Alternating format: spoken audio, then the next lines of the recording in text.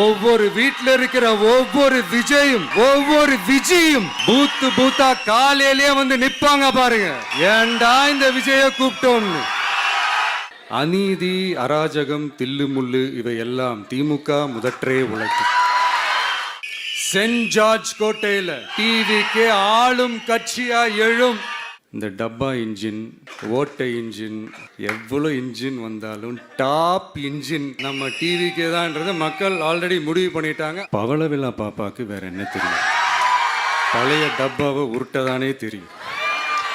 நம்ம CM sir இருக்காங்கல்ல, Stalin sir, அப்போ அவர்கிட்ட போய் சார் சார் எந்த சின்னத்துக்கு சார் ஓட்டு போடுவீங்க? விசில் சின்னத்துக்கு தான். ஏய் விஜய் வீட்டு விட்டு வெளியே வா, ஏய் விஜய் வீட்டு விட்டு வெளியே வா. தீய சக்தியை வீழ்த்துறதுக்கு தூய சக்தியான நம்மளால மட்டும்தான் முடியும். நம்ம கட்சியினுடைய 2வது ஆண்டு விழா, அதாவது 3rd இயரோட தொடக்க விழா இன்னைக்கு தமிழ்நாட்டில் ஒரு மிகப்பெரிய ஒரு கட்சியாக நம்ம வளர்ந்து இருக்கிறோம் அப்படின்னா அது உங்களால் தான். ப்ளஸ் நம்மளை நேசிக்கிற கோடிக்கணக்கான மக்களும் தான் அதுக்கு ஒரு மிக முக்கிய ஒரு காரணம். நீங்கள் தான் என்னுடைய ஒரு மிகப்பெரிய ஒரு பலம். உங்களை நம்பி தான் நானும் நம்ம கட்சியும் இருக்கிறோம். இதை நான் சொல்லி தான் உங்களுக்கு தெரியணும்னு அவசியம் இல்லை, இது உங்கள் எல்லாருக்குமே நல்லா தெரியும். அதனால் இன்றைக்கி உங்கள் எல்லாருக்கும், நம்ம கட்சியில் இருக்கிற தோழர்களுக்கும் தொண்டர்களுக்கும், இந்த கட்சியினுடைய ஒரு தலைமை தொண்டனான என்னுடைய வாழ்த்துக்களும் நன்றிகளும்.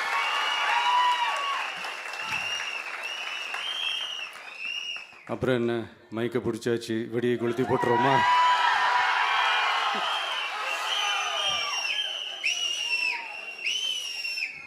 (1977) ஜூன் மாதம்னு நினைக்கிறேன், ஜூன் மாதத்தில் புரட்சி தலைவர் எம்ஜிஆர் அவர்கள் ரேடியோவில் ஒரு பேட்டி ஒன்று கொடுத்தாங்க.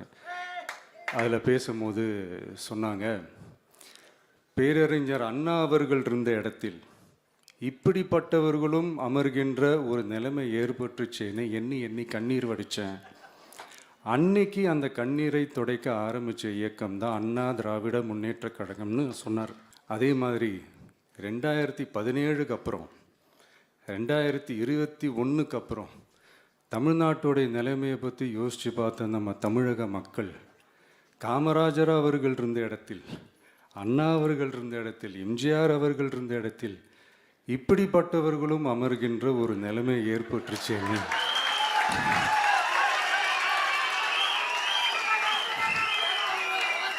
தமிழக மக்கள் கண்ணீர் வடித்தாங்க.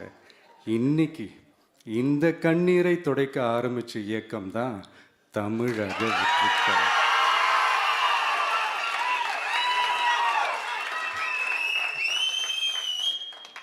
இப்படியெல்லாம் நம்ம பேசுறதுனால கண்டிப்பாக சில பேர் கொந்தளிப்பாங்க. அது பற்றிலாம் நம்ம கவலைப்படக்கூடாது. ஏன்னா கொந்தளிக்கிறது தான் அவங்களுக்கு வேலையே. புரிதுங்களா அவங்களுக்கு? ஏன்னா எம்ஜிஆர் அவர்கள் கட்சி ஆரம்பித்தப்போ, ஏன் அவர் ஜெயிச்சதுக்கப்புறம் கூட சட்டசபையில் கூட ஏதோ ஒரு நடிகர் கட்சி வந்திருக்குதான், ஏதோ ஒரு புதிய கட்சி வந்திருக்குது, புரட்சி தலைவர்னு ஒருத்தர் வந்து, இப்படியெல்லாம் கேலியும் கிண்டலுமா. அதனால் யார் அரசியலுக்கு வந்தாலும் இப்படி கொந்தளிக்கிறது தான் அவங்களுடைய வேலையே. அப்படி தான் நாம் அரசியலுக்கு வந்ததுக்கப்புறம் கூட இந்த விஜய்க்கு என்ன அனுபவம் இருக்குது, எம்ஜிஆர் அவர்களுக்கு எவ்வளோ அனுபவம் இருக்குது தெரியுமா? 52லேருந்து 72 வரைக்கும் அந்த 20 இயர்ஸ் திமுகவில் இருந்த ஒரு அரசியல் அனுபவம் எவ்வளோ இருக்குது தெரியுமா? விஜய்க்கு என்ன பெரிய அனுபவம் இருக்குதுன்னு கேட்டால் அதே வாய் தான். அன்னைக்கு எம்ஜிஆர் அவர்களை பார்த்து, அன்னைக்கு எம்ஜிஆர் அவர்களை பார்த்து அரசியல் அரிச்சுவடி தெரியாதவர், கவர்ச்சியை மட்டுமே நம்பி இருக்கிறவர், அட்டை கத்தி, வாய் விளம்பர வள்ளல், இவருக்கு கேள்வி மட்டும்தான் கேட்க தெரியும், பதில் சொல்ல தெரியாது, நிருபர்களை சந்திக்க மாட்டார், டெல்லியை பகச்சிக்க மாட்டார், மேலே இருந்து அவருக்கு அவ்வளோ ப்ரெஷர் இருக்குது, அப்படி இப்படின்னு சொன்னதும் அதே வாய் தான். அதனால் எம்ஜிஆர் அவர்களை மட்டும் இல்லை, அவருடைய தொண்டர்களை கூட விட்டு வைக்கலை. அது என்னது, இந்த பளபளப்பு ஜொலி ஜொலிப்பை பார்த்தா பல்லிழிப்பவங்க, இப்படியெல்லாம் கிண்டலும் கேலியுமா, இது எல்லாம் மக்கள் ஒரு மாதிரி சைலண்ட்டாக வாட்ச் பண்ணிக்கிட்டு என்ன பண்ணாங்கன்றது உங்களுக்கே நல்லா தெரியும். அவர் ஜெயிச்சதுக்கப்புறம் இந்த அரசியலில் பழந்துன்னு கொட்டை போட்டு அனுபவிச்சாலையும் இருப்பாங்கன்னு சொல்லுவாங்கள்ல, அவங்க எல்லாருக்குமே அந்த கோட்டைன்றது ஒரு பகல் கனவாகவே மாறிடுச்சுன்னா பார்த்தீங்க. 77 மாதிரியே இப்போவும் அந்த பழைய தேஞ்சி போன, துருபிடிச்சி போன, நஞ்சு போன அதே அந்த பழைய வெப்பனையும் இப்போவும் கையில் எடுக்கிறாங்க. அதனால் மை டியர் ஜென்டில்மேன், டெக்னாலஜிலாம் வளர்ந்து வேற எங்கேயோ போயிட்டுருக்கு, அட்லீஸ்ட் உங்கள் டெக்னிக்கையாவது கொஞ்சம் மாற்றுங்க பாஸ்.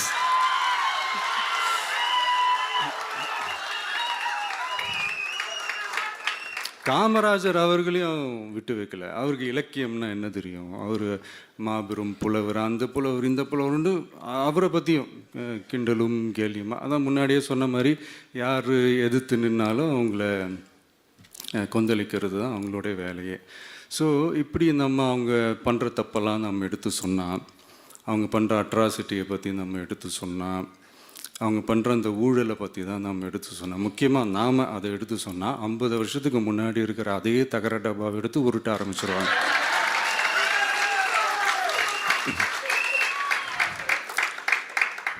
பவள விழா பாப்பாவுக்கு வேற என்ன தெரியும்?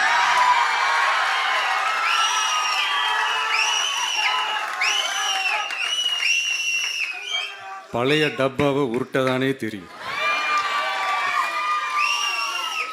அதுக்காக நாம் அவங்க பண்ணுற தப்பெல்லாம் சொல்லாமல் வெளியே சொல்லாமல் இருக்க முடியுமா? சொல்லுவோம், சொல்லிக்கிட்டே இருப்போம். நம்மளை தவிர யார் அவங்கள ஏற்று நின்று கேள்வி கேட்கறது? யாருக்கு அந்த தில் இருக்குது?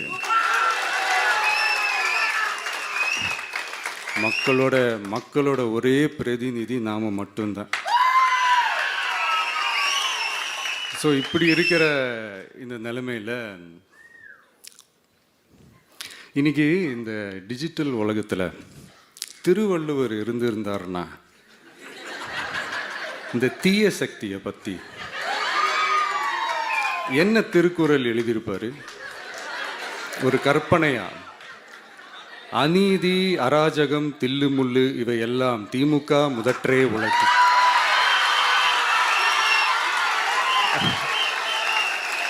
ஒரு கற்பனையா?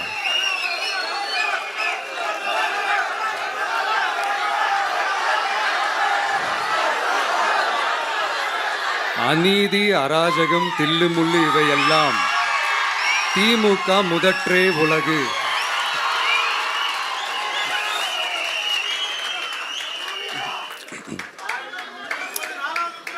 ரெண்டு வாட்டி சொல்லிட்டேன்.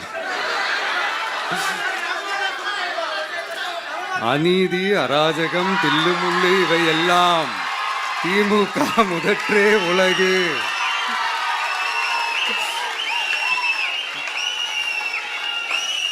இந்த மும்முனை போட்டி, 4 முனை போட்டி அப்படிலாம் சொல்கிறாங்களே, சரி, அவங்கள பொறுத்த வரைக்கும் அப்படியே இருக்கட்டும். அதில் மாபெரும் மக்கள் சக்தியாக நம்ம அணி ஒரு பக்கம், அடுத்து திமுக தலைமையில் மற்ற கூட்டணி கட்சிகள் ஒரு பக்கம், அடுத்து பாஜக தலைமையில் மற்றும் பலர்.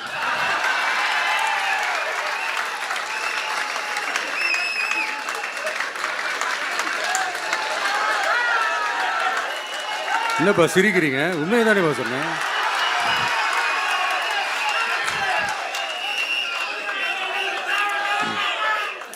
ஸோ இப்படி எத்தனை சக்திகள், எத்தனை பேர் வந்தாலும் திமுகவை வீழ்த்துறதுக்கு மாபெரும் மக்கள் சக்தியான நம்மளால் மட்டும்தான் முடியும். நம்ம டிவிகேவால் மட்டும்தான் முடியும். ஸோ இப்படி இருக்கிற இந்த நிலைமையில் ஏய் விஜய் வீட்டு விட்டு வெளியே வா, ஏய் விஜய் வீட்டு விட்டு வெளியே வா. இப்படியெல்லாம் கேட்கும் போது எனக்கு எப்படி அது தோணுதுன்னா, ஐயோ இவங்க ஒவ்வொரு வீட்டில் இருக்கிற ஒவ்வொரு விஜயும் இவங்க கூப்பிடுற மாதிரியே எனக்கு தோணுது. அப்படிதான் எனக்கு தோணுது. அதனால பொறுங்க பாஸ், வருவாங்க, முறையா வருவாங்க. ஓட்டு போடுற அன்னைக்கு ஓட்டர் ஐடியை கையில் எடுத்துக்கிட்டு ஒவ்வொரு வீட்டில் இருக்கிற ஒவ்வொரு விஜயும்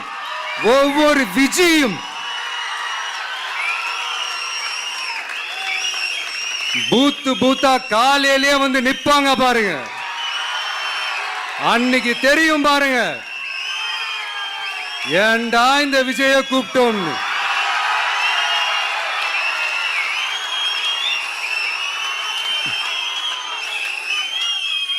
ஸோ இப்படி பேசினா உடனே இவரு நான் சினிமாவா இது அப்படின்ட்டு ஆரம்பிச்சிருவாங்க.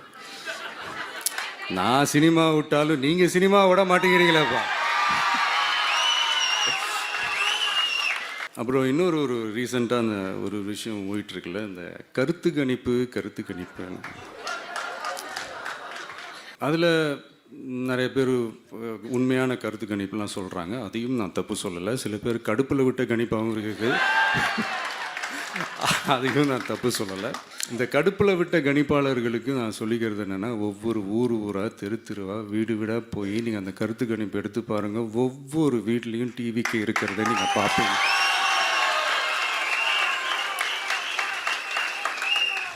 அப்படி சப்போஸ் உங்களுக்கு அது ஷாக்கிங்காக இருந்துச்சுன்னா ரப்பர் வச்சு எல்லாத்தையும் அழிச்சிட்டு மறுபடியும் முதல்லேருந்து எடுத்து பாருங்கள், அதே ரிசல்ட் தான் வரும்.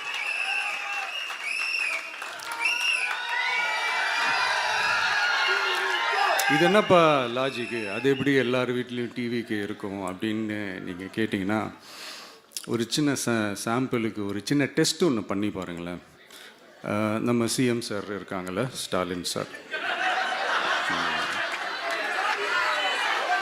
ஒரு 2 இயர்ஸ் பேக் இருக்கும்னு நினைக்கிறேன். ஒரு மேடையில் பேசும்போது சொன்னாங்க, இந்த மாதிரி என்னோட கட்சிக்கு அவங்களோட கட்சிக்காரங்க சில பேர் பண்ணுற அட்ராசிட்டி, ஒரு சில மந்திரிகள் பண்ணுற சில அட்ராசிட்டிஸ்லாம் பார்த்து ராத்திரியில் எனக்கு தூக்கமே வரமாட்டேங்குது அப்படின்னு ஒரு 2 இயர்ஸ் பேக் இருக்கும். நான் அந்த வீடியோ கூட இருக்குது. அப்படி இருக்கிற அவர் என்னைக்காவது ஒரு நாள் அசந்து தூங்குவார்ல, அப்போ அவர்கிட்ட போய் சார்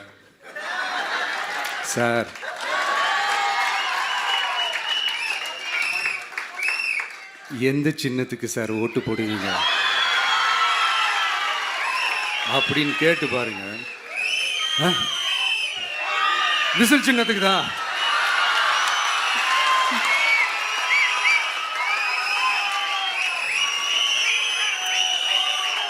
தூக்கத்தில் இப்படி டப்புன்னு எழுப்பி கேட்டால் டப்புன்னு உண்மையை போட்டு உடைச்சிருவாங்க. அதுக்கு சொன்ன அப்படி இருக்கிற இந்த நிலைமையில் டிவிக்கே வந்து சிட்டியில் தான் இருக்குது, டவுனில் தான் இருக்குது, வில்லேஜ் சைட்லலாம் இல்லை அப்படின்னு சொல்கிறவங்களுக்கு இந்த மாதிரி சில டெஸ்டெல்லாம் பண்ணி பாருங்கள், தெரியும். விசில் சின்னம் போகாத ஊரே இல்லை. விசில் சின்னம் எங்கெல்லாம் இருக்குதோ அங்கெல்லாம் டிவிக்கே இருக்குதுன்னு அர்த்தம். அண்ணன் தம்பிகள், டிவிகேக்கு ஓட்டு போடுறத யாராலையும் தடுக்க முடியாது.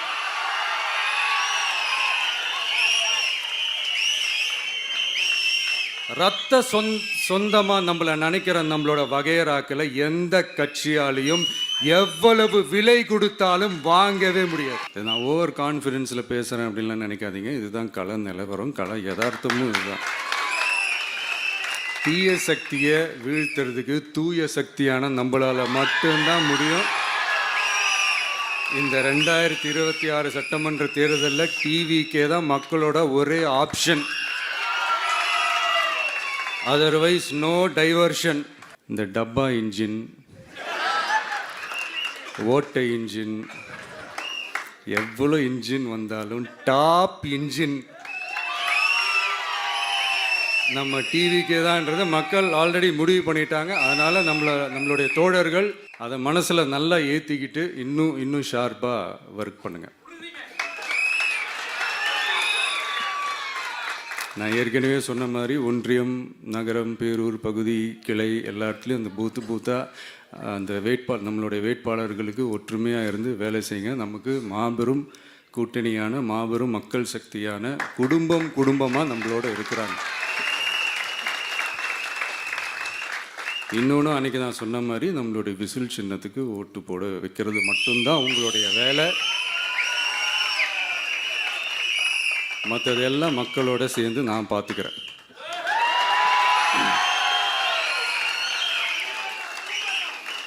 தமிழ்நாட்டோட அரசியலில் த விசில் ப்ளோயர் இஸ் டிவிகே.